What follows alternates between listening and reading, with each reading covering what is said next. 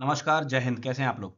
बहुत ज़्यादा डाउट्स आप लोग बार बार कमेंट कर रहे थे कि सर लेक्चर 6 क्यों नहीं आ रहा है, लेक्चर 6 क्यों नहीं आ रहा है। तो लेक्चर 6 भाई इसलिए नहीं आ रहा था क्योंकि मैंने आपको पहले ही बताया था कि ये जो लेक्चर होगा ये Monday to Friday, that means every week 5 lectures होंगे। ठीक है, इसका मतलब कि 125 question, 125 questions will be discussing from previous year questions of English.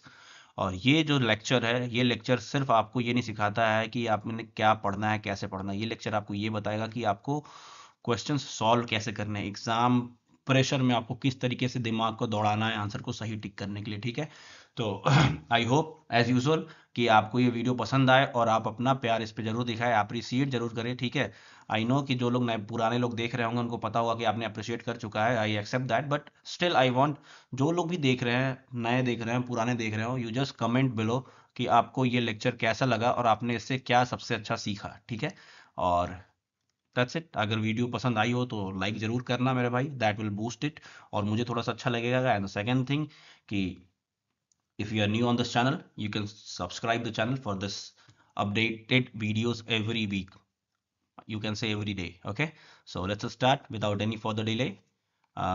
The first question here I'm going to tell you this कि this is the shift 3 of 10th of September CGL 2024 के pre के question paper को हम solve कर रहे हैं। Okay, going for the first question. The first okay, and one more thing, I will B, पहले मैं आपको हिंदी बता दूं कि मैं कोशिश करूंगा कि I will be trying to speak in English. ठीक है, and you have to connect with me. ठीक है, you have to connect with me, you have to feel what I am telling and you have to make the connection with the question when I'll be telling you in the explanation in the English. Okay, so just for your better understanding, better you, for the development of your better understanding, I'm trying to speak in English and I would hope the same from you all. Okay, चलो start करते हैं, let's start.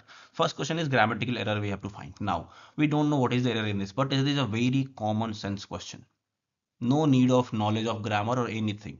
Okay, what is the question is, my sister Juliet got married as her was 23. Okay, जैसा कि मैंने आपको बताया है कि as I have told you already कि अगर समझ में ना आए कि कहाँ एरर है या आपको डायरेक्टली कुछ दिखाई नहीं दे रहा हो कि कहाँ एरर है, तो जस्ट आप सारे सेंटेंसेस को पार्ट पार्ट में तोड़ दो। देखो यहाँ पे गॉट मैरिड में कोई गड़बड़ लग रहा है? गॉट मैरिड है, यहाँ वॉज है, यहाँ वॉज है और यहाँ गॉट मैरिड है, मतलब ये दोनों पास्ट टेंस में चल रहे हैं, तो ये दोनों एक दूसरे को वेरीफाई कर रहे हैं, मतलब गॉट मैरिड भी सही है और वॉज भी सही है। अच्छा, माई सिस्टर जूलियट, मेरी सिस्टर जूलियट, मेरी बहन जूलियट, इसमें कोई गलती लग रहा है ये आपको? मुझे क्या नहीं लग रही है, मेरे ख्याल से ये सेंटेंस सही है, तो ये सेंटेंस भी सही है।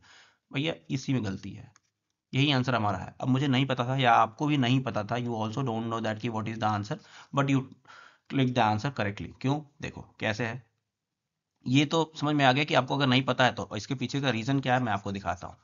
ठीक है, आपको ये समझाते हैं कि इसके पीछे का क्या रीजन है, इस एरर में क्या एरर है। इस एरर में ये कह रहा है कि जो मेरी सिस्टर जूलियट है, गॉट मैरिड, उसकी शादी हो गई जब वो 23 साल की थी, व्हेन सी वाज 13। ठीक है, 23 sorry. My sister Juliet got married when she was 13, यहाँ पे होता when she was 13। Okay, my sister Juliet got married when she was 13, जब वो 23 की थी। ठीक है, 23 वाला तो सही है, ये भी सही है, शादी हो गई, जूलियट भी सही है। एज हर की जगह क्या होगा? When she was 13। चाहे यहाँ पे एज की जगह व्हेन आएगा और हर की जगह सी आएगा, वॉज तो यहाँ पे पहले से ही था। ठीक है, तो this was the first question, I hope you understand the question, the explanation. Now तो इन सब का मतलब मैंने आपको बता दिया था, सॉरी फॉर द इनकन्वीनियंस जो भी अभी हुआ। मुझे पता नहीं है ये कैसे रिकॉर्डिंग होता है, तो एक बार आगे चला जाता है ना तो वो पीछे नहीं आ पाता है। मैं डायरेक्टली रिकॉर्ड करता हूँ इसमें क्योंकि एडिटिंग वेडिटिंग कुछ होती नहीं है। तो फोटोफोबिया मतलब मैंने आपको बता दिया कि लाइट से रिलेटेड होगा, एगोराफोबिया मतलब ओपन मार्केट प्लेस से रिलेटेड होगा, ऑप्ट्रोफोबिया मतलब आई से रिलेटेड होगा, क्लास्ट्रोफोबिया मतलब होता है जिसको क्लोज्ड स्पेसेस से डर लगता है, जो हमारा इस क्वेश्चन का आंसर है। ठीक है, नाउ क्वेश्चन नंबर 3।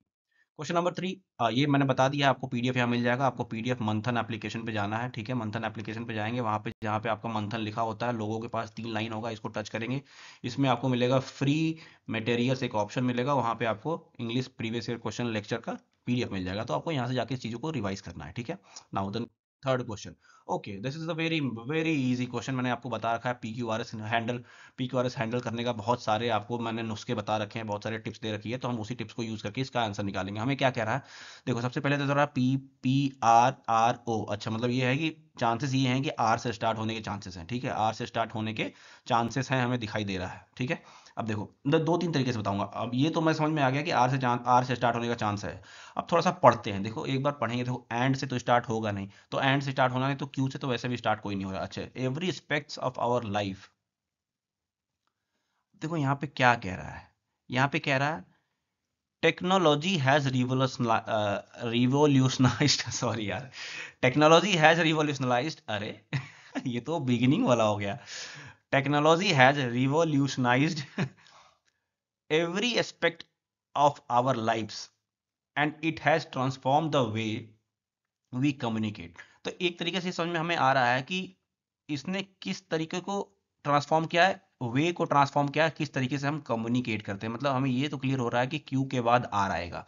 क्यू के बाद आर कहीं आ रहा है, देखो क्यू के बाद आर इसमें आ रहा है, okay we can take it on hold. अच्छा, क्यू के बाद आ रहा है इसमें, नहीं आर के बाद क्यू आ रहा है, ये ऑप्शन नहीं हो सकता। क्यू के बाद आर आ रहा है, आर के बाद क्यू आ रहा है, ये ऑप्शन नहीं हो सकता। क्यू के बाद आर आ रहा है, क्यू से पहले आर आ रहा है, ये भी ऑप्शन नहीं होता। यही आंसर सही है हमारा, this is the first way. ठीक है, अब तुम जब इसको पढ़ोगे तो भी तुमको समझ में आ जाएगा क्या कह रहा है।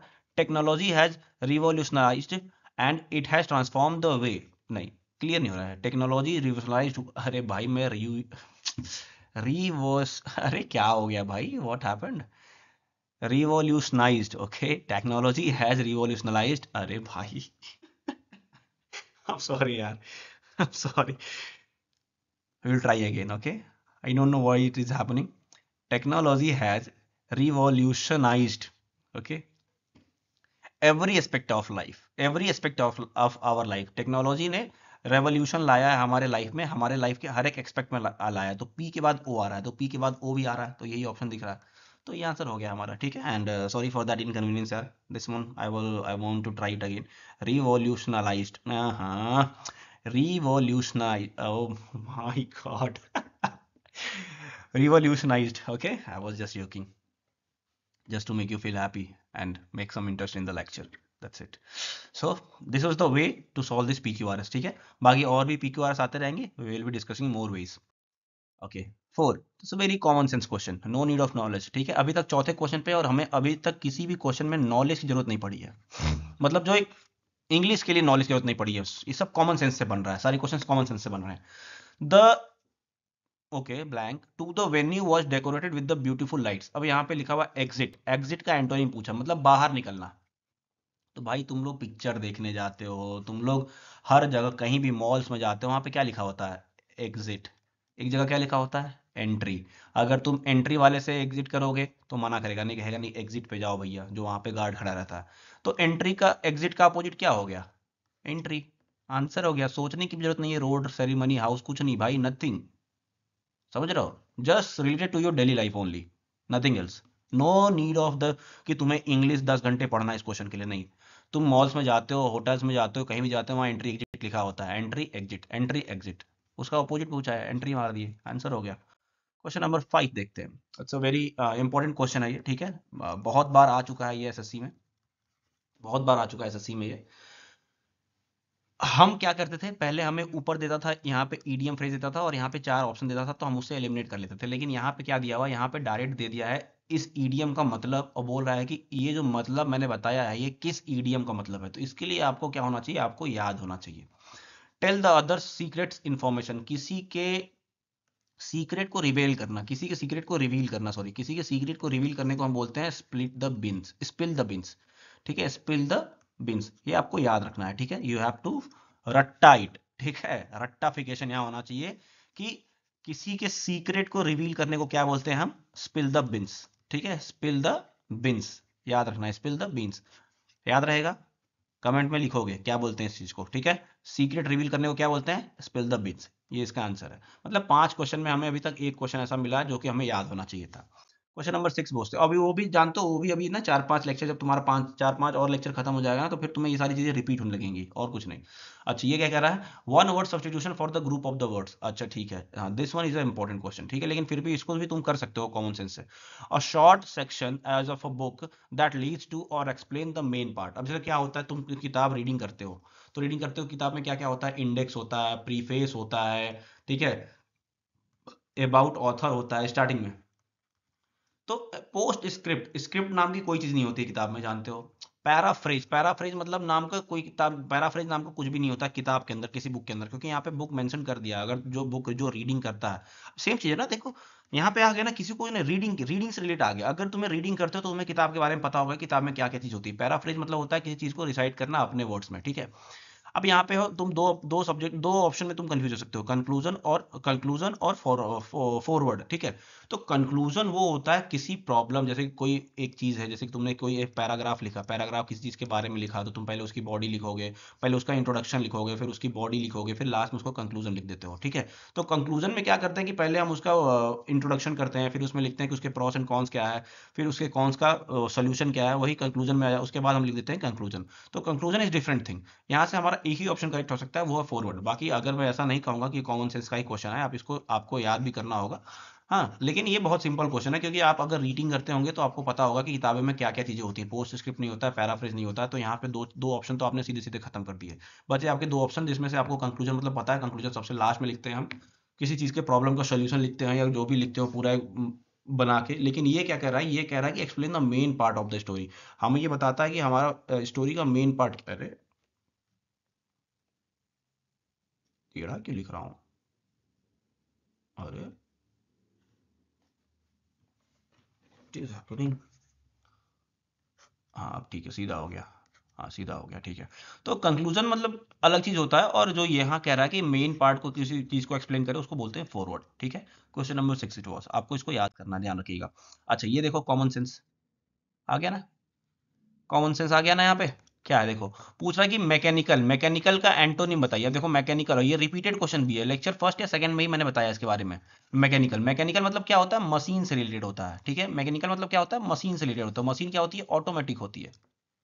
मशीन क्या होती है, ऑटोमेटिक होती है। तो ऑटोमेटिक का एंटोनिम क्या हो जाएगा, मैनुअल, है ना। मैनुअली किसी चीज को कर रहे हैं हम, किसी चक्के को घुमा रहे हैं, मैनुअली घुमा रहे हैं, हाँ, उससे इलेक्ट्रिसिटी जनरेट हो रही है। और वो हम जनरेटर, एक मेरे पास जनरेटर है जिसको जिसको ऐसे ऐसे घूम रहा हूँ, इलेक्ट्रिसिटी जनरेट हो रही है। एक यहाँ पे चक्का है जिसको मैं घुमा रहा हूँ, उससे इलेक्ट्रिसिटी जनरेट हो रही है। तो ये ऑटोमेटिक हो गया, ये मैनुअल हो गया। ये मैनुअली, मैनुअल उसी को कहते हैं, वो चीज जिसको हम अपने हाथ से स्वतः करते हैं उसको मैनुअल बोलते हैं, ठीक है। और ऑटोमेटिक वो चीज होती है जो अपने आप होती है। ये तो पता ही है ना आपको, ये तो बोलते हैं ना कि मैनुअल गाड़ी है कि ऑटोमेटिक गाड़ी है।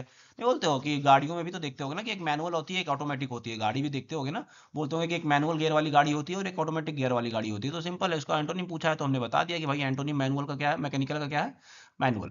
मैकेनिकल मतलब क्या होता है, मशीन से रिलेटेड। मशीन से, मशीन क्या होती है, ऑटोमेटिक होती है, क्योंकि यहाँ पे ऑटोमेटाइज दिया हुआ है। सरोगेट, सरोगेट मतलब होता है सब्सटीट्यूट, ठीक है। सरोगेट मतलब क्या होता है, सब्सटीट्यूट। अब सरोगेट याद कैसे रखोगे, तो देखो जैसे कि शाहरुख खान है हमारे, शाहरुख खान का जो बच्चा है शायद, वो छोटा वाला क्या नाम है उसका, वो सरोगेसी से हुआ है। हाँ, सरोगेसी से मतलब हुआ है कि किसी और लेडी ने उनके बच्चे को अपने पेट में 9 महीने रखा है, उसके बाद पैदा होने के बाद उनको दे दिया है, ठीक है।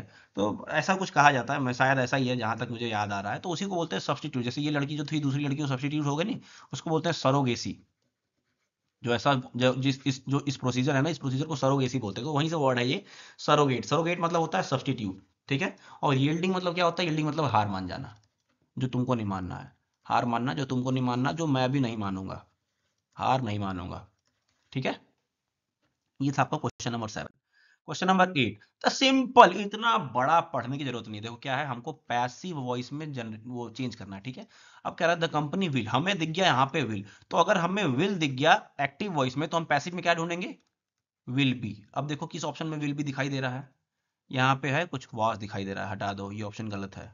यहाँ पे क्या दिखाई दे रहा है, it is already promoted through various marketing, was दिखाई दे रहा है यहाँ पे, ये भी ऑप्शन हटा दो। विल हैव बीन दिखाई दे रहा है, ये भी ऑप्शन हटा दो। यही आंसर सही है, देखो यहाँ विल बी है भी, आंसर हो गया। मैंने पढ़ा भी नहीं कि उसमें क्या निपोर चरखा लिखा हुआ है, कोई जरूरत ही नहीं है। मैंने बस यहाँ देखा विल, और हमें एक्टिव से पैसिव में जाना था, तो विल का पैसिव में क्या हो जाएगा, विल बी। हमने विल बी देख लिया कहाँ दिया हुआ है, यही हमारा आंसर है, काम खत्म। क्वेश्चन नंबर 9, क्वेश्चन नंबर 9 में हमें एरर फाइंड करना है। देखो कॉमन सेंस का एरर, जो तुम डेली लाइफ में यूज करते हो, common sense, no need of knowledge. कह रहा था supermarket is open from 10 AM to 10 PM, 10 बजे, 10 बजे सुबह से लेकर 10 बजे शाम तक खुला रहता है।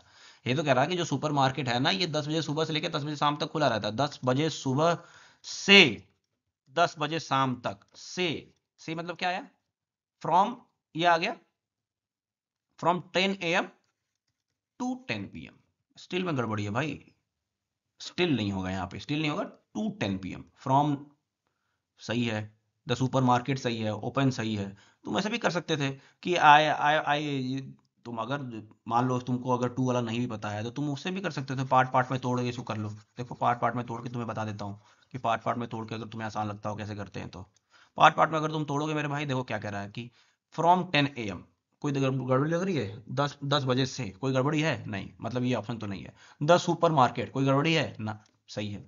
ओपन, कोई गड़बड़ी है ना? सही है, तो इसी में गड़बड़ी है। आंसर हो गया। तुम्हें पता हो या ना पता हो क्या फर्क पड़ता है, तुम्हें 2 नंबर तो मिल गए ना, बात खत्म। आ जाओ, क्वेश्चन नंबर 10 देखते हैं। This is a very it's a good question, ठीक है। स्पेलिंग वाला तो आपको करना ही पड़ेगा। स्पेलिंग जो एरर वाला क्वेश्चन आता है ना मेरे भाई, ये आपको हमेशा ध्यान में रखना होगा कि ये आपको कहीं किसी पूरे 25 क्वेश्चन में, या आपके मैथ के क्वेश्चन में, या आपके रीजनिंग के क्वेश्चन में, या आपके जीके के क्वेश्चन में कहीं कुछ भी ऐसा वर्ड न दिख जाए, ठीक है। जो भी ये वर्ड दिखाई दे रहे हैं, ये आपको पूरे 100 क्वेश्चन में अगर कहीं भी दिख जाए तो आप वहां से उसको वेरीफाई कर सकते हैं, ठीक है। अब देखो वेरीफाई की बात आ गई। वेरीफाइबिलिटी, इनकरेक्टली स्पेल्ड पूछ रहे हैं। देखो वोमिटस है, वर्मिनस है, वोलप्टुअस है, ये तीनों सही है।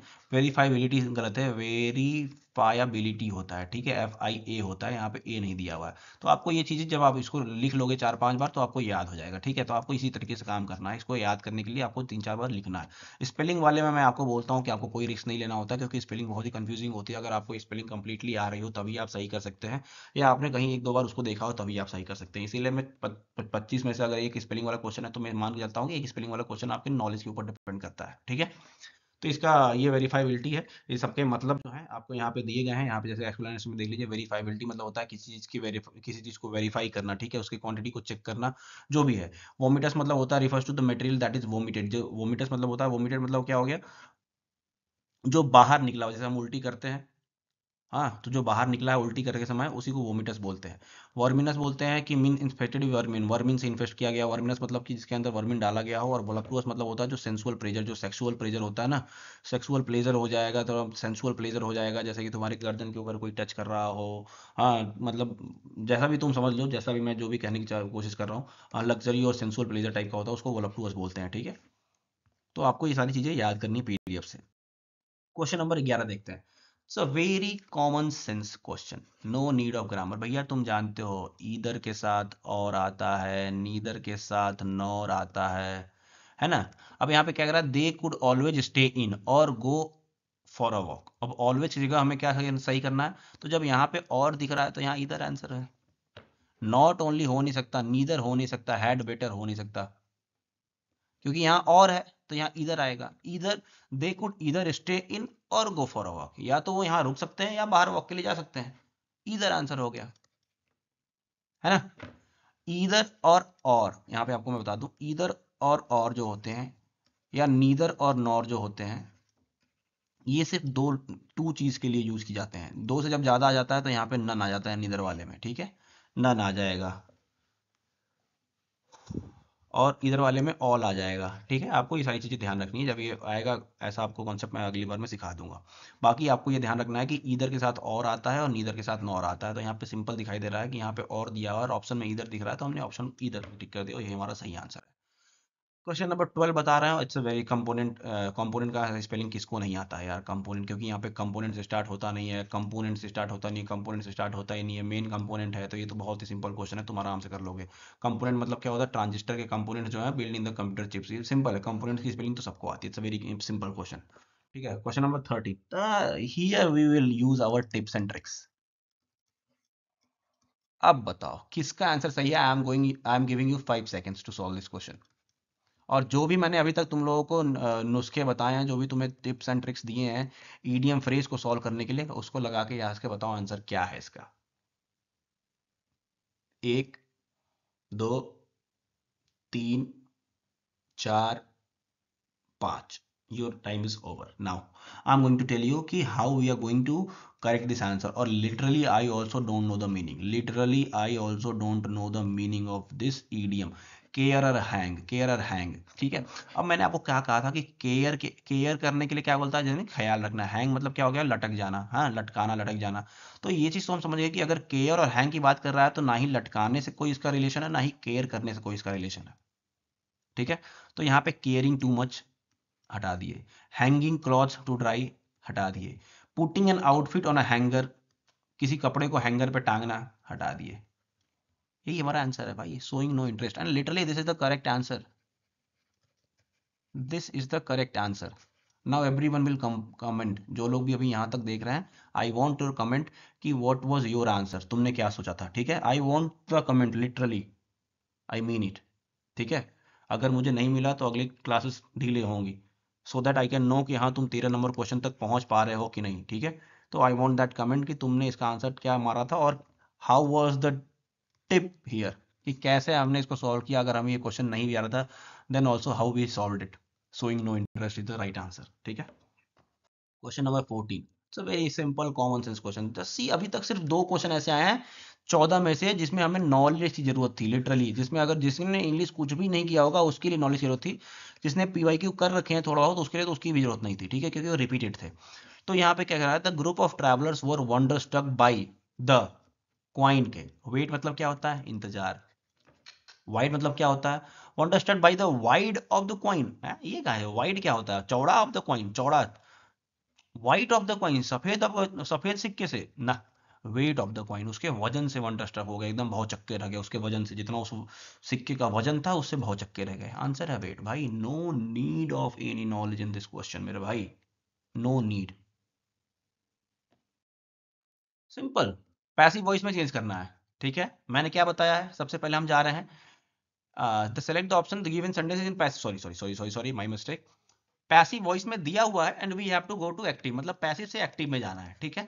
पैसिव से एक्टिव में जाना है हमें। ये क्या कह रहा है कि वॉज डिवाइडेड, अब वॉज डिवाइडेड है तो जब हम एक्टिव में जाएंगे तो वॉज को हटाना पड़ेगा, है ना। वॉज को हटा देंगे, वॉज देखो कहाँ कहाँ है, वॉज यहाँ भी है, ये ऑप्शन नहीं हो सकता।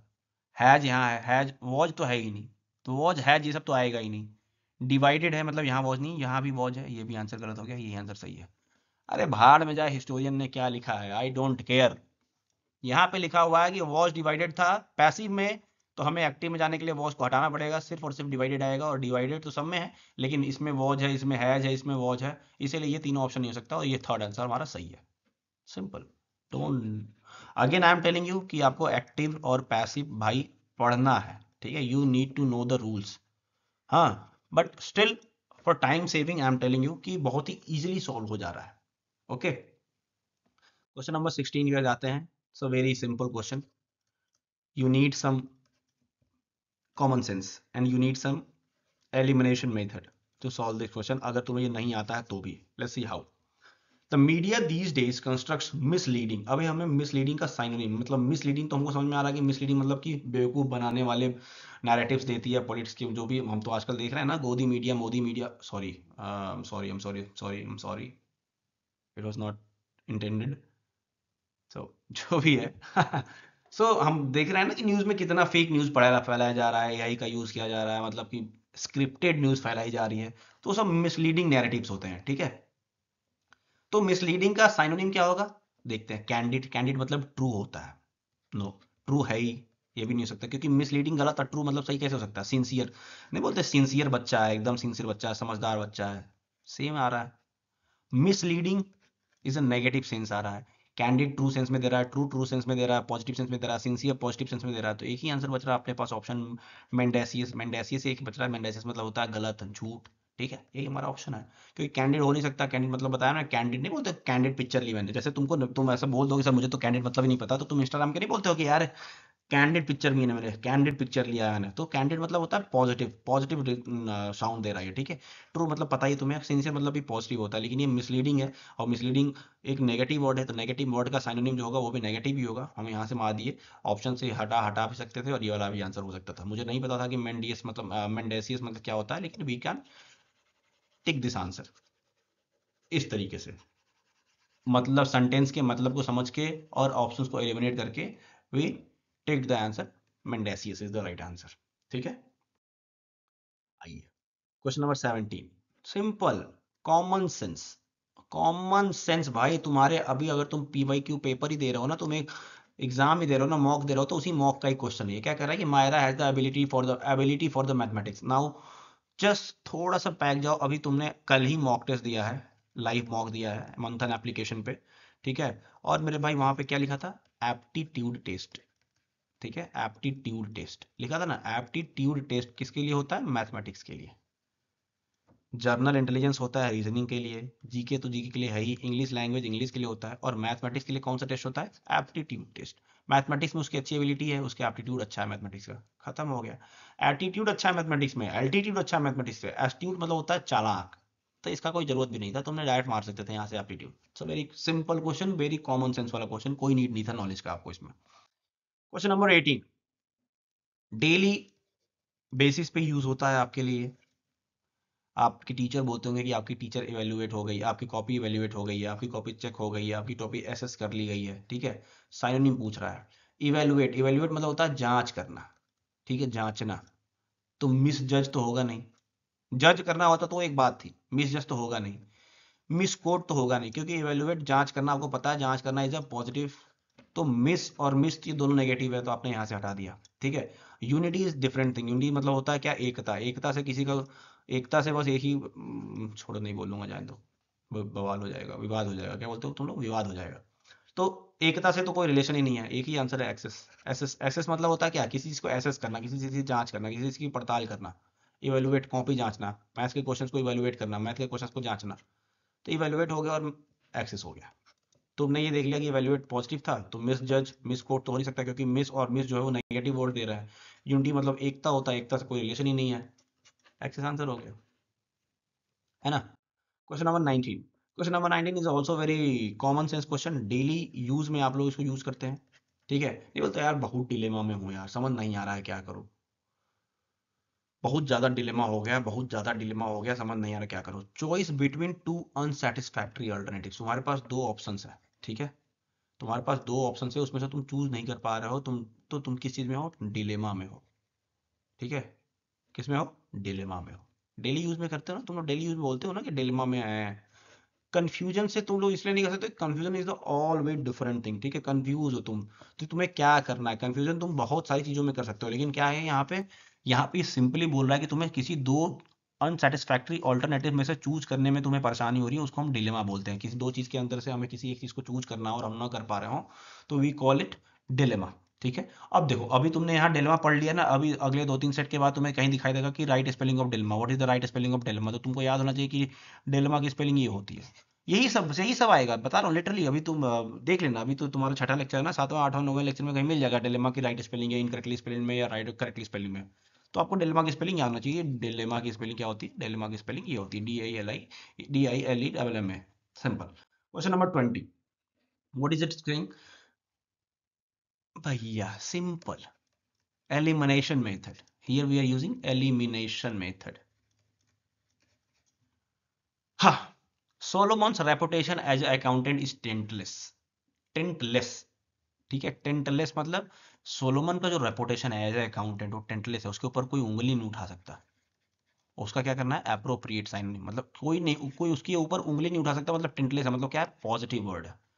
फ्लॉड नहीं बोलते कि उसके अंदर बहुत सारे फ्लॉज हैं, जैसे तुम्हारा बॉयफ्रेंड हो गया, बोलते कि नहीं यार ही सो मेनी फ्लॉज, क्या बोलते हैं उसको, क्या बोलते हैं, एंगर इशूज हैं, और पता नहीं क्या क्या इशू बोलते हैं ना, तुम लोग फ्लॉज गिनवाते हो, या बॉयफ्रेंड्स गर्लफ्रेंड्स के बीच में फ्लॉज गिनवाते हैं। तो flaws, flaws is a negative word, तो ये ऑप्शन हो नहीं सकता। इनकंसिस्टेंट, तुम बोलते हो ना कि सर मैं मेरी कंसिस्टेंसी नहीं बन पा रही है, तो इन जहाँ मैंने बोला ना, इन जहाँ आता है वो नेगेटिव हो जाता है, ये भी नहीं हो सकता।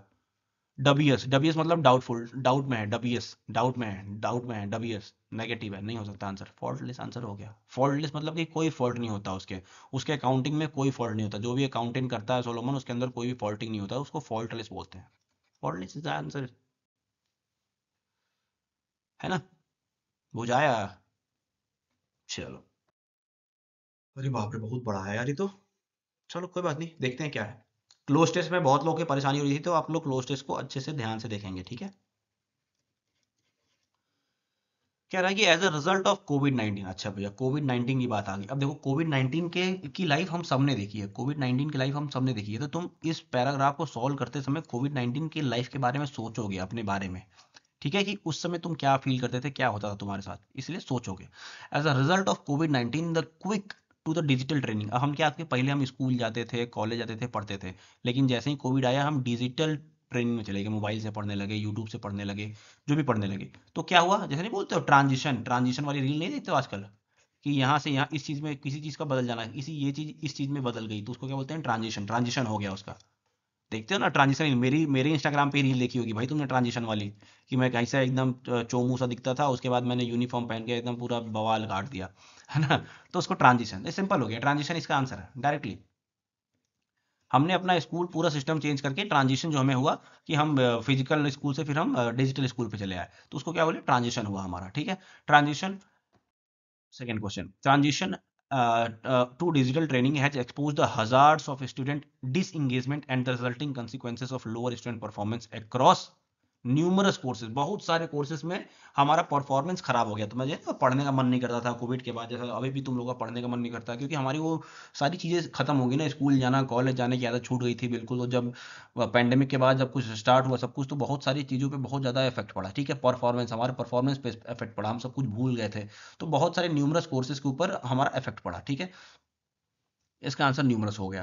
देखो पर्टिकुलर क्यों नहीं सकता, क्योंकि यहाँ पे किसी एक कोर्स के बारे में बात नहीं की जा रही है, इसीलिए पर्टिकुलर नहीं कर सकते। लिमिट और फ्यूअर तो हो ही नहीं सकता, क्योंकि हम पैंडेमिक के बारे में बात कर रहे थे। पैंडेमिक के बारे में बात करें तो छोटी चीज की बात तो हम करेंगे नहीं, तो ना ही हम वहाँ लिमिट लगा सकते हैं, ना ही हम फ्यूअर लगा सकते हैं। तो हमारा न्यूमरस ही होगा, जो कि सब फ्यूज बहुत ज्यादा नंबर के बारे में बात किया जा रहा है, ठीक है।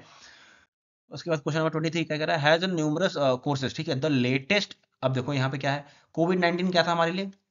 ऑल ओवर द वर्ल्ड था। और अगर तुम आगे पढ़ोगे तो यहाँ भी लिखा हुआ है, देखो कोविड 19 पैंडेमिक। कोविड 19 पैंडेमिक, तो यहाँ पे क्या आएगा आंसर? पैंडेमिक। बिना कुछ सोचे समझे, the latest pandemic has Altered the education of the million of the people around the world. जो ये पैंडेमिक आया था, इसने पूरे एजुकेशन की वाट लगा दी है एकदम, समझे। New approaches and improvements in the school system are urgently required. नए इंप्रूवमेंट चाहिए हमारे स्कूल में, ठीक है। Considering the increasing digital divide, the strategy may exacerbate existing inequalities disparities. ये सब पढ़ने की जरूरत नहीं, इतना समझने की जरूरत नहीं, ठीक है। More than 500 million students at various levels around the world were forced to, क्या? अब देखो जब कोविड आया तो क्या हुआ? 500 मिलियन स्टूडेंट से ज्यादा बच्चों का पढ़ाई रुक गया कोविड की वजह से। तो रुक गया मतलब क्या हो गया? देखो ये क्या हो गया? रिज्यूम, रिपेंट और कैरी ऑन, तीनों का मतलब एक ही है, तीनों साइनोनिम है। तो तीनों में से आंसर नहीं हो सकता, क्योंकि जब तीन साइनोनिम है तो फिर तीन आंसर हो जाना है इसका। तो इसका मतलब ये तीनों आंसर तो हो ही नहीं सकते, क्योंकि ये तीनों साइनोनिम है, एक ही आंसर हो सकता है, सस्पेंड। और ये कह भी रहा है कोविड, हम मैंने बोला ना कि तुम जब कोविड के बारे में सोचो, जब तुम कोविड में थे, तो 500 मिलियन से ज्यादा बच्चों का जो स्टडी था वो रुक गया, सस्पेंड हो गया, ठीक है। तो सस्पेंड इसका आंसर लगा दिया हमने। बाकी इस तरीके से भी देख सकते हो कि रिज्यूम, रीओपन और कैरी ऑन तीनों साइनोनिम है, तो तीन आंसर तो हो नहीं सकते एक ब्लॉक में, तो यही वाला आंसर होगा। And the last question is, बहुत ज्यादा लंबा पढ़ना पड़ेगा इसके लिए। अच्छा ठीक है, these changes have caused and will continue to cause some inconvenience but they will also foster innovation and future reform. जैसे कह रहा है कि जो उनका सस्पेंड हो गया, पढ़ नहीं पाया वो, उसके बाद ये जो चेंजेस है इसने बहुत सारे प्रॉब्लम्स ले आया, बहुत सारी इनकन्वीनियंस ले आया। बट ये अच्छी बात ये है कि इन्होंने इनोवेशन के लिए भी हमें फोस्टर किया, कि नहीं कुछ नया इनोवेशन किया जाए। यूट्यूब पे पढ़ाई स्टार्ट हो गई, पूरी पूरी पूरी चीज पूरा का पूरा स्कूल कॉलेज यूट्यूब पे चलने लगा। तो फ्यूचर रिफॉर्म के लिए हमें काम भी आया। Now during a global Covid 19 pandemic, जैसे आया ना पैंडेमिक, मैंने बोला ना पैंडेमिक, यहाँ से तुम लिख सकते थे इस पे।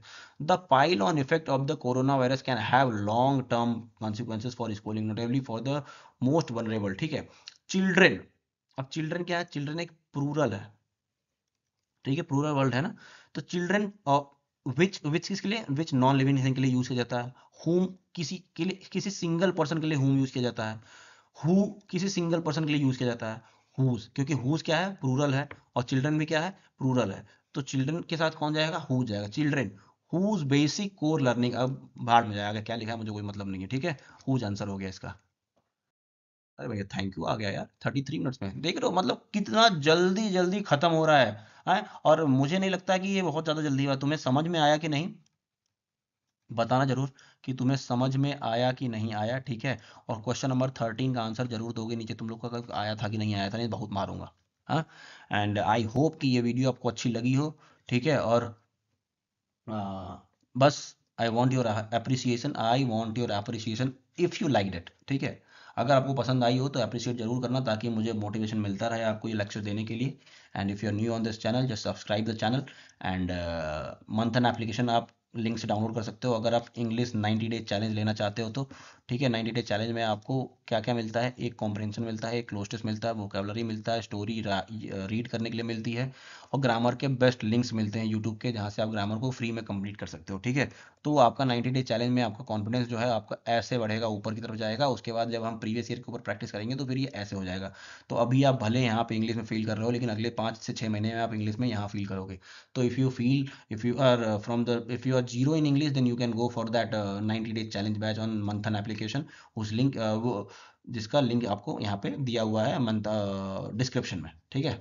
सो this is all, and I think it's been, what is the time, let me check, because तुम्हें टाइम बताना जरूरी है ना, नहीं तो तुम सोचते हो कि मैं तो मजे ले रहा हूँ। और टाइम हो रहा है 12:37, 10 फरवरी हो चुका है, मतलब आज का दिन स्टार्ट हो चुका है और 12:40 हो गए। So that's all for now, good night, and tomorrow you will get the lecture 7, and I hope you will show your love on this video. Good night, love you all, bye bye, good luck.